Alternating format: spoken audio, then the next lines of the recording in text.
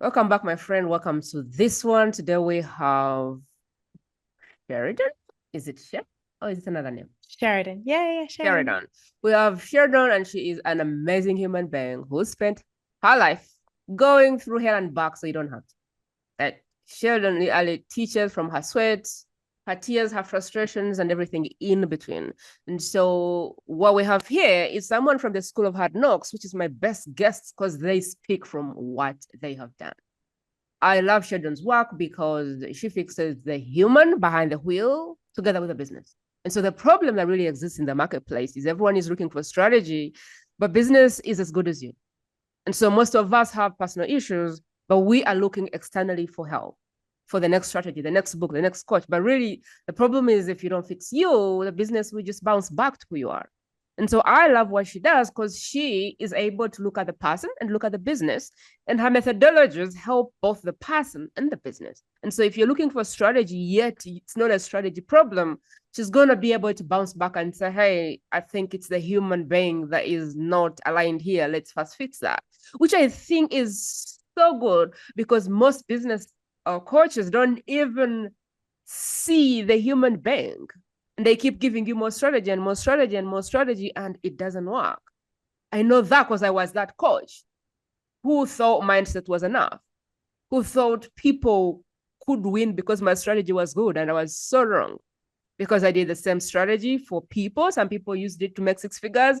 Other people, you know what they did? Nothing. And I didn't know anything to do with them other than these guys are just not ready for the strategy. I didn't think that I could possibly help them see where the problem was. And so people came to me after 6 programs, and I was like, really? Let's give it a go. And in my program, they continued to struggle, and it didn't click to me. I was like, man, this human being doesn't implement. But I didn't know or think that there was support for that. And so I love Sheldon because she fixes the human being, that's the person behind the wheels, and the business all at once. So there's possibly no way you wouldn't make it because those are the pieces of the puzzle. You as a person being a reflection of your business. And so grab a seat, let's jump in. But if you have a colleague, a friend who's tried different businesses, been to multiple coaches, everything has failed, now is your chance to place that share, drop this in their private space so they can come and sit with us. Grab your tea because today you're going to feel like, oh my God, I wish anyone told me about business like this because this makes a lot of sense. Sheldon, welcome to the show. I am excited to have you. Thank you so much. I love the way that you can take what I've said to you and just describe it back so perfectly in exactly what it is. Like you understand the complete essence, but it's completely your own words. And that makes me feel so good. And like you've seen it, you understand it. And yeah, let's talk about it. I love it. Thank you. Let's jump in. When I was bringing you up, was the one or two pieces I left out that is so crucial that people understand before we jump in? What a good question. I think that sometimes it's really helpful for people to understand that a little bit about my background. So I lost my hair when I was 7 years old, and that led to me having a pretty low self-esteem. And I ended up in a really abusive relationship, and I was diagnosed with complex PTSD. And so a lot of the reason that I found my way into this place was because I was building my business while I was overcoming from really intense trauma, that and coaches weren't working and therapists weren't working and strategy wasn't working. And so very much like you said, it's because I've gone through stuff and I've also studied it extensively and I've been practicing and I've been coaching extensively for numerous years.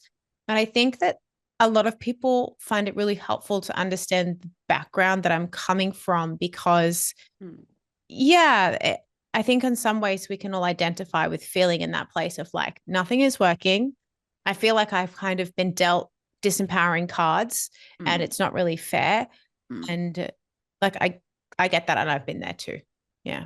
Let's start from a very basic place, which is what is the problem with today's business coaching and the way it's done? Yeah. Very much like you said, I think that we are still trying to separate Mm. the business and the individual. Mm. And we're still outsourcing all of the things. If we think all the way back to entrepreneurship, humans have been entrepreneurs for our entire life. We have consistently been finding ways to solve problems at a profit in a way that is creative and innovative from ourselves. But then over the past maybe 5 to 10 years, this business coaching world has appeared where there are all these different people saying, I know the secret, I know how to do it. And no, you don't. You might know the secret for your body and the strategy for your body and your lifestyle. But the strategy that works for your nervous system and your specific way of being is going to be so different to the one that works for Becky down the street or for me or the other person. And yet at the same time, because of the high levels of anxiety and high levels of burnout and the way that we are all coming from a bit of a empty place sometimes where we're looking for somebody else to tell us what to do because that would be easier or that would be less scary, we end up falling into these traps of thinking that if I do this, then it will fix it. If I have this CRM, then it'll fix it. Then if I or even falling into the trap of if I just fix myself, if I'm just more productive, if I was just more confident, if I just fix all of these things, then I would get there. That's actually not the most effective way to get there. That's crazy. If someone was listening and going, I wonder if Sheldon is going to say something that resonates with me. I would love for you to say, like, if you're this is going to help you. What I can pick up so far is anxiety, depression, overthinking. Those are the 3 things I can think of. What are the signs that this might be the place they need to lean in? Like, what needs to be happening in my business, in my life for me to go, my Sheldon knows my problems? Yeah. I think a lot of the time, if you resonate with kind of bouncing between either I'm working really, really hard, I'm completely obsessed with something, I'm working 12-hour days, and then kind of going back into the other place where it's like, I cannot get motivated. I don't know what I'm doing. There's a lot of inconsistencies in your income. Maybe you have heaps of money one month, but then the next month, like you just can't maintain it. That would be something. Additionally, if you feel like you've tried the sales script, you feel like you're working really hard, you're showing up, you're doing the things that you're supposed to do, but for some reason, you're just not signing clients or selling your product. And it just feels like there's an embodied feeling of like, there's something a little bit off here that I can't totally put my finger on it, but it's not as simple as doing this real strategy. There's just something that I can't figure out. This is the place for you. I love how you're saying what's bouncing off for me is if you're doing all of the things, taking action, implementing, you're doing the right thing that you should do. You're hiring the coaches, you're paying, you're buying the courses, everything, but you feel like there has to be something else. Yeah. And even if you're not implementing, like maybe you're the type of person who like does the courses, but just cannot implement. You just can't do it. Even though the coach is great and there's a group program and like there's all the accountability, like you freeze. You just can't do it. You watch Netflix all day, or you go and eat in the kitchen, or you end up fighting with your partner or getting angry at the coach. Like you just can't get yourself to do the action. Those were my very frustrating clients. There were clients who did things and nothing happened. And I was like, man, like how much action is this person taking and why aren't they getting results? And then there was another group of clients who I could sit with and give like clear strategy, go and do this thing and the thing this week. And they'll do nothing.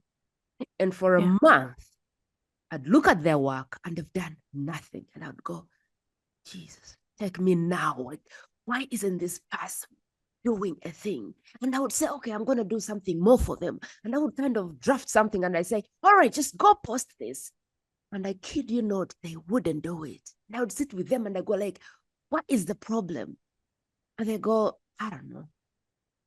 I need to first get ready for this. And I'm like, what is the problem? Like, it is not that they didn't know what to do. Sometimes I even would write the post, the story, the campaign, and say, okay, get this thing and drop it on your Facebook. No, they wouldn't do it. And so if one, you're doing all of the things and you feel like you're not getting what you want, or even you're in this program where everyone is crushing it, people have discs, but you're frozen and you're like, you're just thinking, okay, it's me, like something is off. This is your end. Yeah. Is there Yeah. any part, is there any part of your story that you wanna add in before we move into the dynamics of how you do what you do? Because I feel like your story is so touching. It lifted me and I was like, wow, wait, what? Do you want to give us more bits of the story at this point? It's difficult to kind of know what to share because for me, I'm so far past it. It's just so normal and a part of me. But I think that we can kind of give a little bit of a rundown. I think that when you're speaking about that client who's just like not doing the thing, that makes me think of me. I was there. I was in this coaching container. And at the time I was working as a yoga therapist. So I studied yoga therapy and community development. And then I had a yoga therapy practice, a relationship anxiety practice, and I was working as a coach. And it was going pretty well. Like we were going okay. We're like working forward. But it just wasn't enough. I wasn't making enough money. It was like I was tired, I was doing the things. And I knew the very specific things that I needed to do to make money, which was to sell more of this one-on-one coaching. But I couldn't.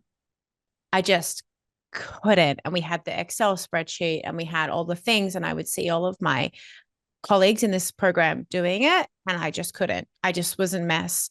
And I remember there was one time where it was hard because at the same time, it had been maybe about a year since my ex-husband had committed suicide. So I was in an abusive relationship and I chose to leave. And shortly after, about 3 weeks after I left, he committed suicide and he passed away. Yeah. And I don't know if anyone has ever, like, I don't know if anyone's had like something really big happen to you. And kind of for those first 12 months, at least for me, I just went into that place of doing all the things and like moving forward and you're solving problems and it's like moving forward. But then around about that 12-month mark, I went into that nervous system collapse where you just can't do the things anymore. You're just overwhelmed with sadness and overwhelmed with hopelessness. And you're just like, is this ever going to work? And I remember like being in my shower and feeling so frustrated. And I could tell that people around me were starting to feel frustrated as well because they were just like you. They're like, why aren't you just doing the thing? Like, I can see it. Like, it's so obvious. Just do the thing. I was so frustrated with myself and I was getting to feel so hopeless. And like, what do I do? And that was when I really wanted to be honest, I just wanted to give up. I wanted to like go get a job and be like, okay, like I'm done. We're finished. Like I tried the entrepreneur thing. I tried to do it online. It didn't work. And I remember like being in the shower and just being like, okay, cool. I got to give up. And then I was like, oh shit, I have to get out of the shower now and like go and apply for jobs. And like that seems like a whole thing. And yeah, that was when I started using my trauma therapy to out of the shower to apply for jobs. And then I sat at the computer and I was like, oh, I could actually just like use these tools to just post the post and message that person that has DM'd me 6 days ago that I haven't responded to. And that's kind of how we ended up here. And I created Body-Based Business, which is trademark pending now, which is really awesome. But that's kind of further down the story anyway. Love your story, man. Like to be with someone, work out on them, like, you know what, it's not working. I'm out. And here that they've committed suicide, that's like something which can haunt you for good, for life. And to be able to bounce back off that and go, okay, enough is enough. I need to move on. But I would love to jump into, first of all, the part where you see business as, is it 3 parts or something? That was really good. Yeah. I would love to go there because I feel like it gave me such level of clarity about my own experiences with clients that I would like someone else to hear it, because I feel like it's going to give people permission to know why they're not doing the things, like how you see business, the folders or the apartments in which you see business. I'd like you to talk to that. Last time it was 3 or something. Yeah. Do you remember? Do you want to use the example of not doing the posts and doing the things, or should we use a different example? I don't know, whatever, but I feel like people need to understand the parts that make up the business, like, so that they can go, oh my God. Yeah. Let's do a cohesive then. Let's use posting, right? So, or some type of content creation, or maybe you're just sending emails or whatever. Like there's a thing that you know that you need to do. You know you need to do it. You need to pitch that person. You need to X, Y, Z. I don't know. Your body is going to respond to that event in that micro moment. So it's responding to what's happening here and now. So for example, if I need to do something, I need to make a decision. I might sit down and I might look at my inbox and I might feel kind of like a tension in my chest. And the nervous system regulation around that micro moment, we need to address that in that moment so that instantly, instead of going and eating an ice cream to avoid that tension in my chest, or instead of responding to the email or putting the post out in a very anxious way where I'm full of typos and I'm just trying to get it out to get it done and it's not very effective and it's not very good. Or instead of then just doubting yourself, so we can avoid it, we can kind of attack it, or we can kind of doubt ourselves and kind of go into this fawning freeze place where we're like, oh, I'll just say what they think I want, like whatever they think, or oh, I don't even know what I'm saying. If we need to regulate in that moment. So body-based business, the pillars are regulation, trauma healing, and then systems, anchoring, action, strategy. So we have this example where in that moment, we need to regulate so that we can get the action done within the next 15 minutes. You need to use a tool, your breath, your body, maybe even some essential oils or a cup of tea to get you back to a place of, okay, this is a really hard task, but I can do it. But that's not enough. And that's where a lot of yoga practitioners and breathworky people, they're really good at that initial place. But it's not enough because you don't need to be waking up every single day to go to work and have to get through really hard things. Your job is supposed to be relatively easy. You are not in entrepreneurship because you want to be beating yourself over the head with a stick every day. That's not fun. You could do other jobs. We want it to be easy so that you can be more creative, so that you can be more innovative, so that you can be more intuitive, so that you can be more yourself. Which means that we need to look at the deeper underlying reasons why you're having such a visceral response to that action. Why is it difficult for you? Are you afraid of failure? I have a client today.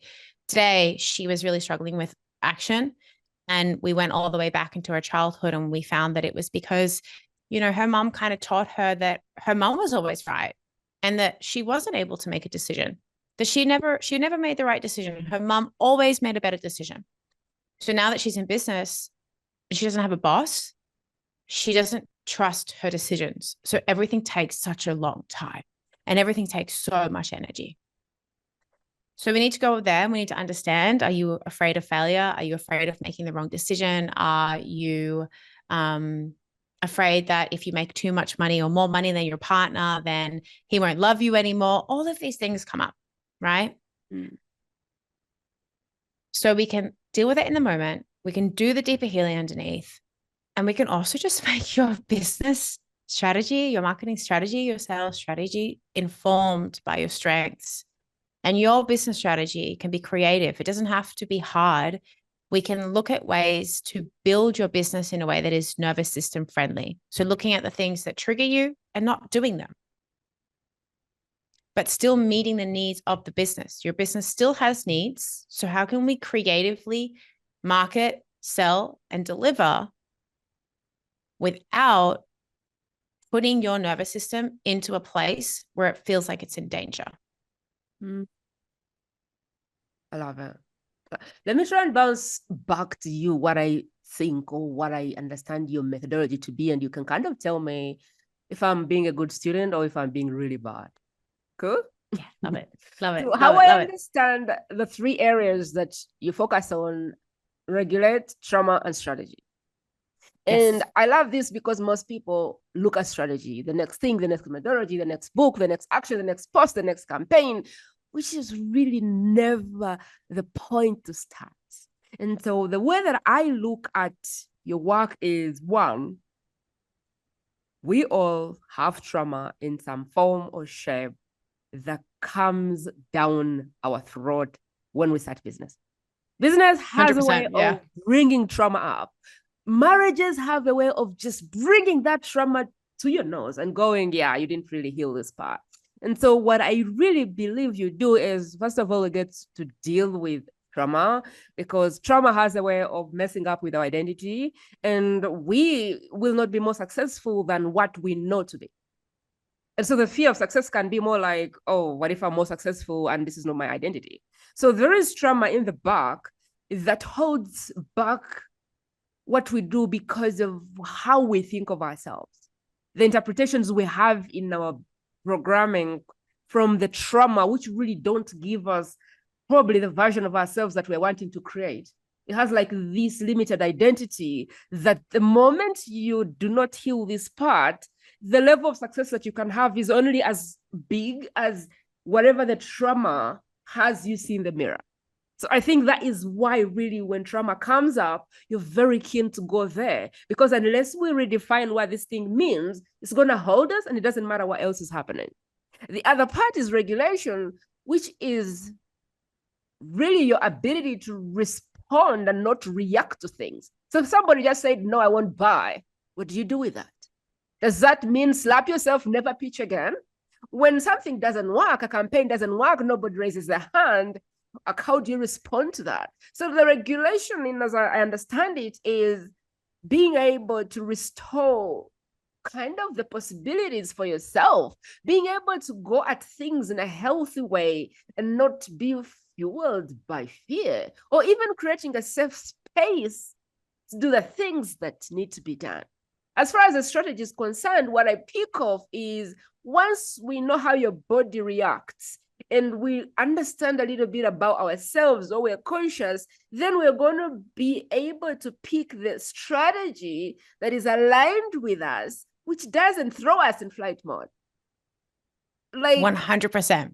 Like for me, using scripts that takes me to fright. Like I know that that's not my strategy. So selling using scripts has never been my strategy. If I try to use it, I won't sell because my nervous system is like, what are you doing? This is not for you. Marketing, this trickery marketing, or I don't know, marketing that is not aligned to me is not aligned to me. And so when I market like that, my body will go like, really?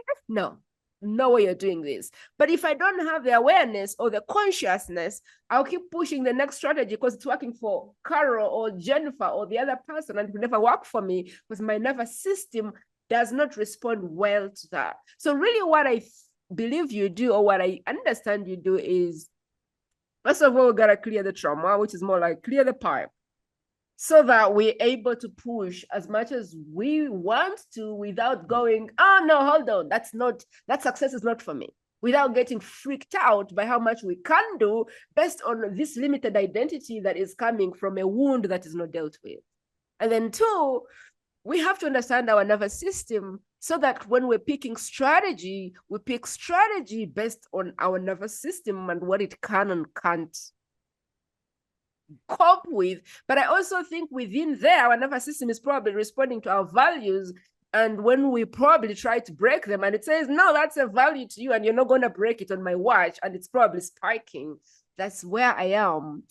I want you to come in and clear the damage I've done by making a lot of assumptions about your work at this point.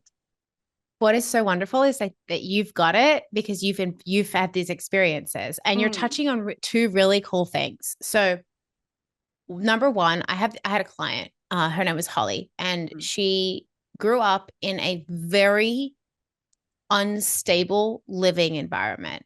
It was chaotic. She was always anxious. Her mother was always anxious. Like, it was just one of those ups and downs. I think a lot of people can relate. I personally can relate as well. And so she always swore to herself. She was like, and they had a lot of financial insecurity. So her biggest goal with having a business was that she wanted an income that was peaceful and sustainable. And she could rely on it so that she could be peaceful and calm for her kids. That is her biggest goal in life. But what kept happening was she kept finding herself returning to that anxious version of herself. that was always trying to control and was always afraid of being rejected. And if, I don't know, her client paid the invoice 3 hours late, it was this big thing. And the client didn't pay the invoice and there's this big drama. She kept finding herself returning to drama, which then made her kids stressed out, which made her husband stressed out. And all of again, we've created the same living environment that we had when we were a kid. And it was because of what you're saying. Her nervous system was feeling that next level of peace and stability was unsafe because it was unknown. And so all our work was for 6 months together, we just found ways for her to feel the sense of softness and safety and stillness and lack of drama is safe. And we had to, success is safe. We just embodied success is safe. Stillness is safe. Peacefulness is safe. I don't have any problems. Everything's okay.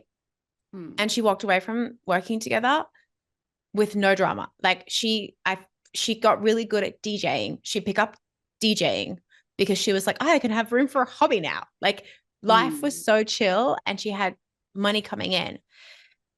And one of the ways that she had to do that was also through what you're saying, which is called congruence. She could not continue to do things that her body didn't want to do. She wouldn't make sales. Like in order to make a sale, your body has to feel congruent. It has to feel embodied. The other person has to feel that from you. They have to trust you.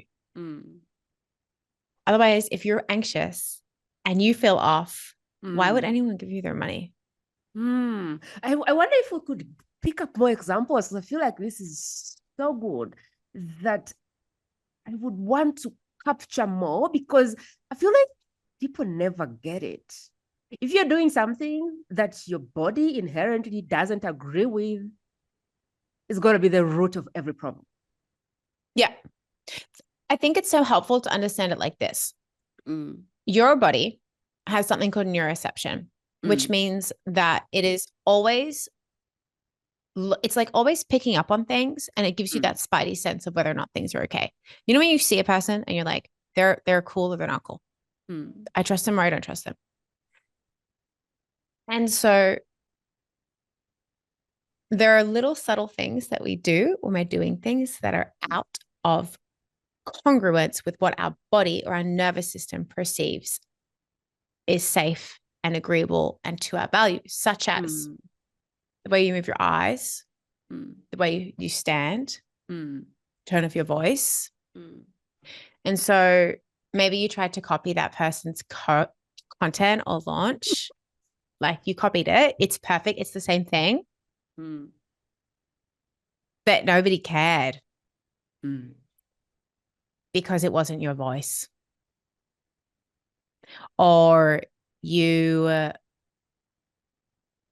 don't know, maybe you're working with your coach and your coach gave you this idea of a program or a product and they're like, yeah, this is the coolest thing. And they loved it, but you were too nervous to say that you didn't love it. And you thought maybe that the reason that you didn't love it meant that it was because you were not good at making decisions, that you should trust this other expert because they are the person that knows and all that.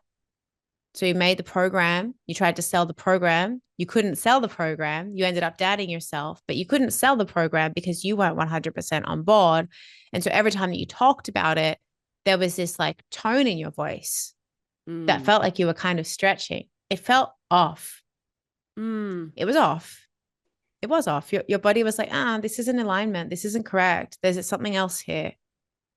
Let's go to a place where someone could be wanting to attract these clients, but they keep attracting themselves and they don't know that they're doing that. Because I feel like that's a big deal. I want to attract a client who is boom, but like you're here. Like, how does that happen?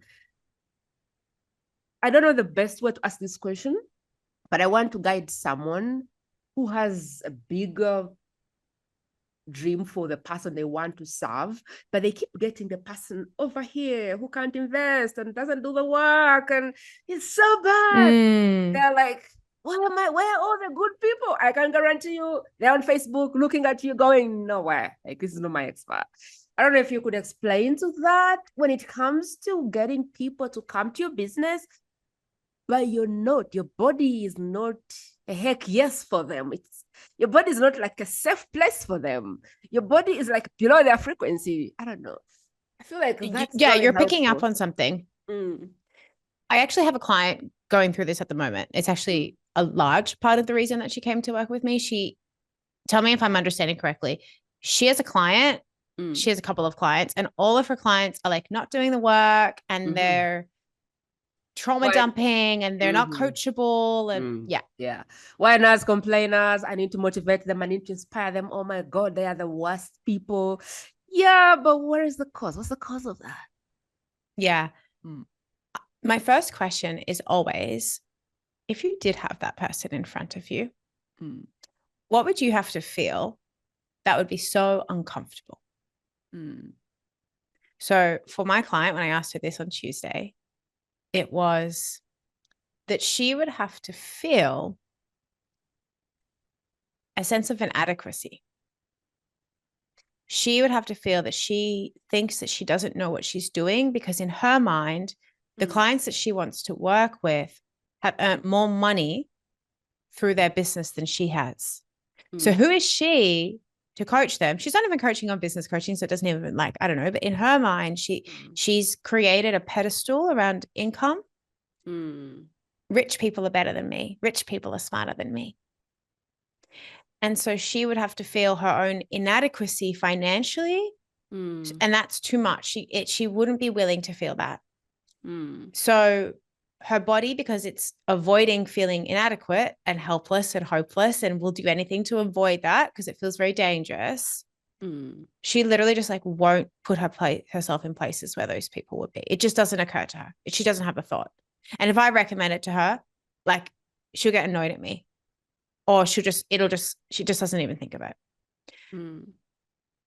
Does that resonate with you? It does.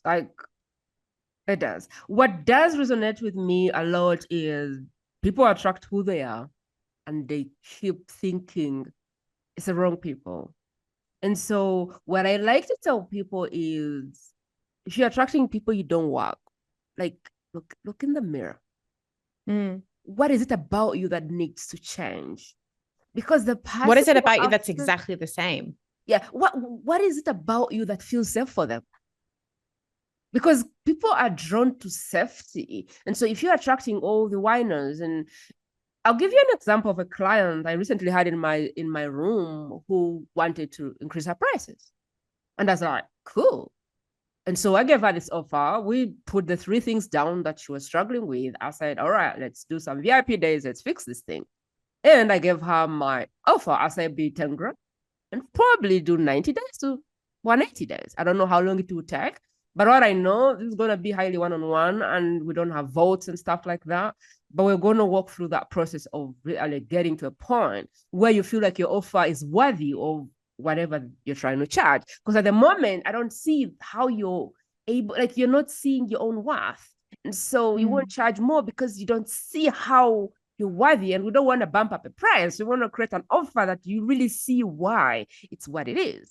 In the end, she ended up ghosting and I didn't get back to her because I don't know. I feel like the people that I work with, they need to be at a point where they can see the offer for what it is and pay. And a month later, she came back and said, hey, Prima, I noticed you didn't follow up. And I was like, yeah, there wasn't a need to follow up.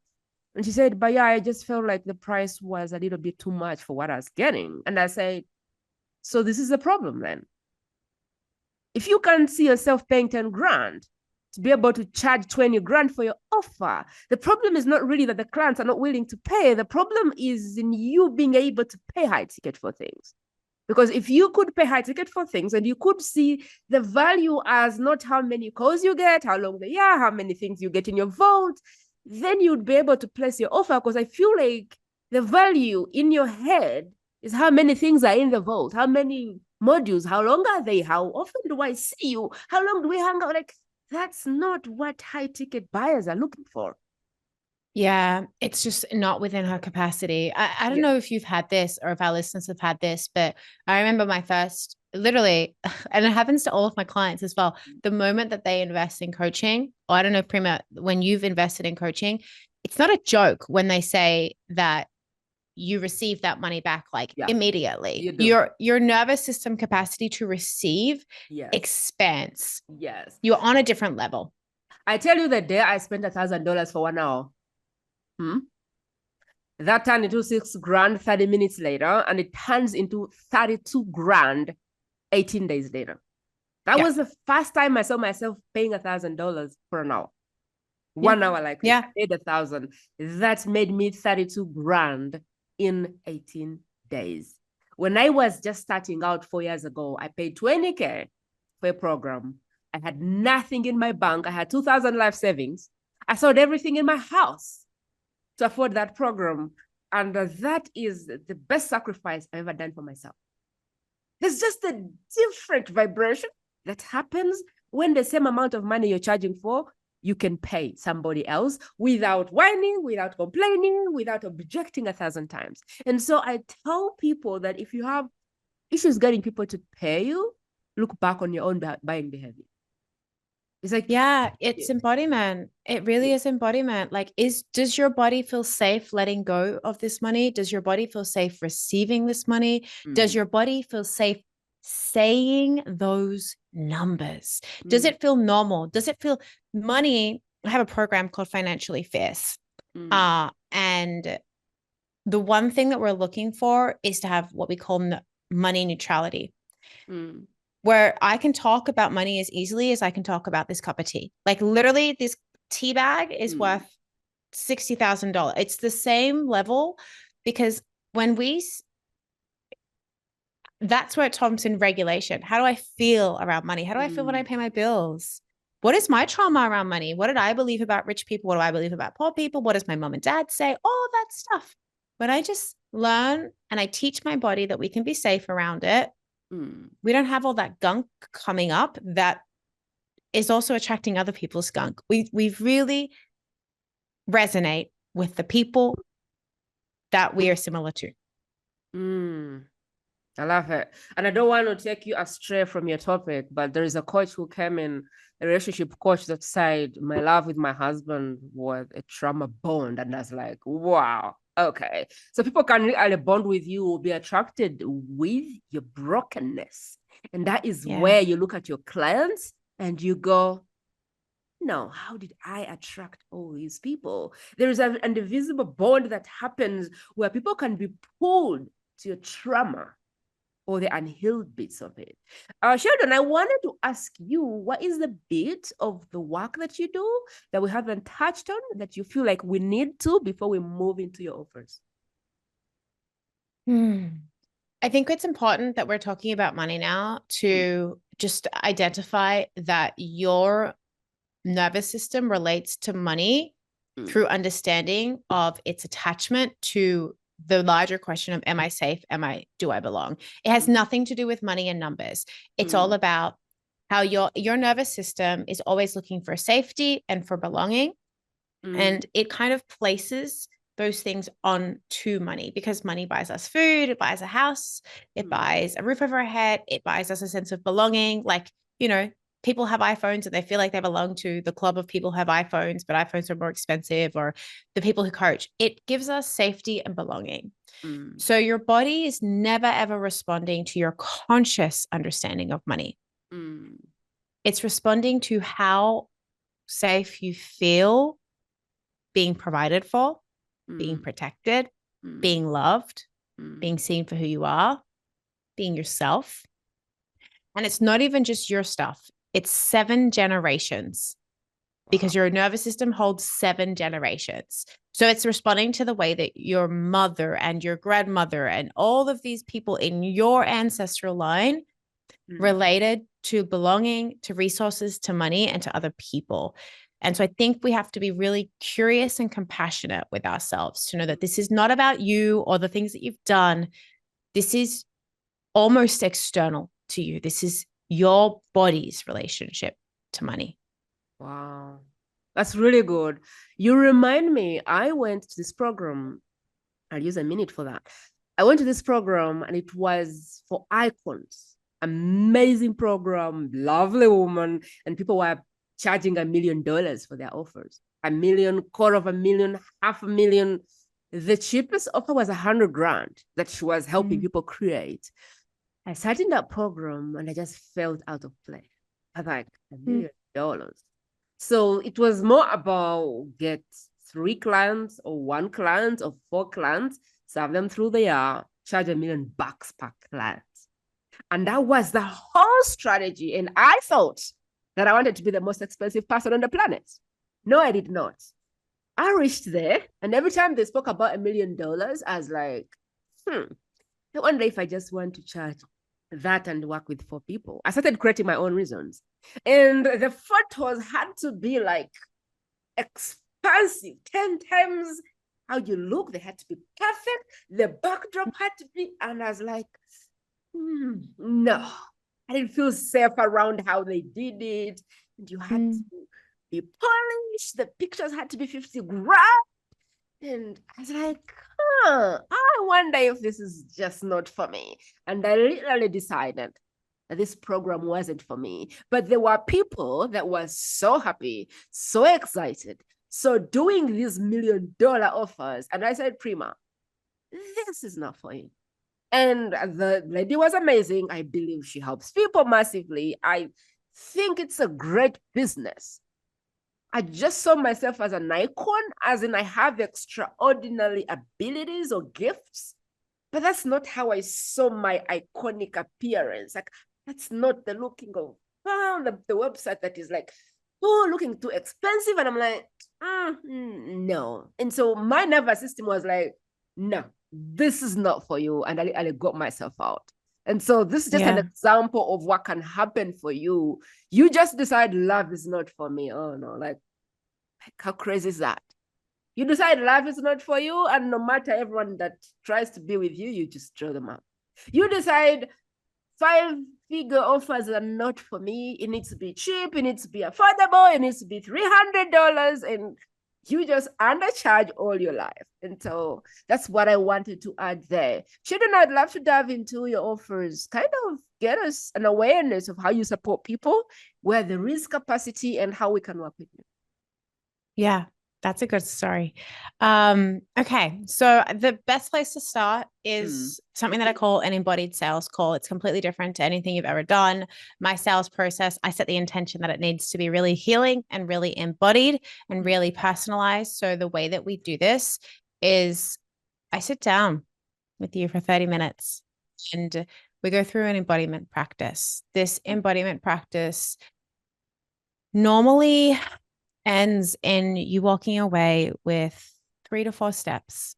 We're looking at the questions of what does my body need to feel safe in this next level? What does my body need to feel excited about this next level? And what is the insight that my bones, that my breath is holding, that my intuition is holding, that my mental mind doesn't understand? And I help you get in touch with that. Through that, we identify the 4 places to focus on that are going to help you get to whatever your next income goal is or your next level of ease is going to be. If those 4 steps perfectly align with the things that I'm very, very good at, then I will invite you into one of my programs, which is usually my one-on-one, which is called Body-Based Business. We work together for 6 months, and a couple of times a year, I'll run a group program. And so if I'm running that and you're a really good fit, I'll invite you into one of those. But it all starts with the embodied sales call. I love it. So this is a sales call to determine if Sheldon is your coach or not. I love that. I love the authenticity that comes with that, which is so different from people wanting to sign up everyone, even though they can't help them. I really love that. We'll be sure to put a link or two that you can use to jump on a call with Sheldon so you can go through that process, even if it was just to really help you find out what that expansion looks like. What's the next level? It's like a free coaching call to really just find out what's the next level for me.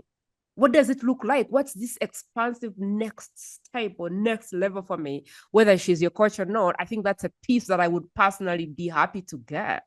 You don't have to buy, but it helps to kind of know, these are the things I would need to focus on, and either she can or can't give them to me, or she even knows who can give them to you. Exactly. And so I love that. We'll put the links in the show notes. Be sure to click on that, and hopefully she will see you on the inside. Sheridan, we are winding up, but I was wondering if you had any last words to love on the person that is listening, that is going, oh my God, I am so glad I came here. What are your last words of wisdom? I think feeling into it intuitively, I would probably say that, like, you're going to do a lot of things in this world. Every single one of us is going to leave some type of legacy. We're going to impact the people around us, the person at the store, our community, the clients we have. We're going to impact them. We're going to teach them things about money. We're going to teach them things about emotional regulation. We're going to teach them things about how to relate to other people. And I think a lot of us are listening because we have a feeling that there's something better than the way that things have been done before. There's just a better way to do it. And it can be really easy to doubt our ability to go and get that done. And it can also be really easy to delay it. Honestly, why? You're going to leave something behind. Why wouldn't you want it to be the best that you can? Even if it's hard, even if you doubt yourself, that's okay. Those are not problems. They're just things to step over and move forward. Wow. I love it. I love it. I have seen Thank you, coaches. Prima. I have seen people that help the human being behind the wheel. I've seen people that did all sorts of things. I haven't seen an expert that was very clear. We deal with your trauma, we deal with your body, and we deal with strategy. I feel like this is the best concoction for business, and even I didn't have it. And I would say that if you're on the fence of getting on this call, do, because you're not about to find something as solid as this. Trauma will keep you small. Not being regulated will keep you reacting to life, to business, to strategy. You will just keep reacting. You see somebody has done this, you're like, I want to do it. You see someone over there made 7 figures, you're like, I want that. You see this thing over here is working, you're like, oh, maybe I should try that. So 1, trauma will keep you small. 2, when you're not regulated, you're just not in touch with your emotions or in control of them. And 3, there's no point in any strategy if the other 2 are not dealt with. And so I feel like there's no better place I have been when supporting people that are trying to help other human beings than here. And I feel like Sheldon needs to be out there massively.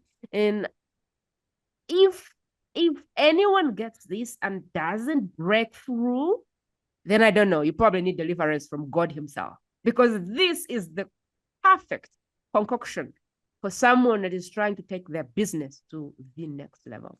As always, the biggest and greatest gesture that you can do on this channel for the work that I'm called to do, for the work that Sheldon is called to do, is one thing. Pause, scan through the people that you care about, the people that you want to see excel in life, in business. And I want you to pick one person and get this episode and drop it in their private space, their Voxer, their WhatsApp, wherever you talk to them from. Think of one person who this information would be life-changing for. Maybe they've been in a dozen programs and they're still unhappy. Maybe they're always investing in themselves. They're always going to the next retreat. There are people that selfishly or selflessly just invest and invest and invest. They have something on their heart that is trying to help another person, and they just won't stop investing in themselves. But somehow they've been in this program and this program and this program, and they just keep to have this small dream holding them down. I want you to share this episode with them. This is the biggest thing you can do. And if you're watching this because somebody shared this episode with you, then I would love for you to pass it on, because you don't want to be the person breaking the string. Somebody loved you enough, cared about you enough to know that you needed this. And so if you're going, oh my God, this is like oxygen, I want you to also pause and pick one person that you want to change their life with this episode, and drop it for them. That's the premise of the podcast. That's how the message moves. That's our marketing. That's our advertising. That's how the messages will move. And one by one, I believe, is all we need to get every speaker and get their message out there so they can go back and start serving and not be on social media every day trying to talk about how amazing they are. Of course, wherever you are, grab your app, subscribe, review, comment, rate, do all of the amazing things, because you have no idea how helpful your subscribe or your follow or your rating or your review is. Until next time, keep amazing, keep coming back. This show is really for you who feels called to more.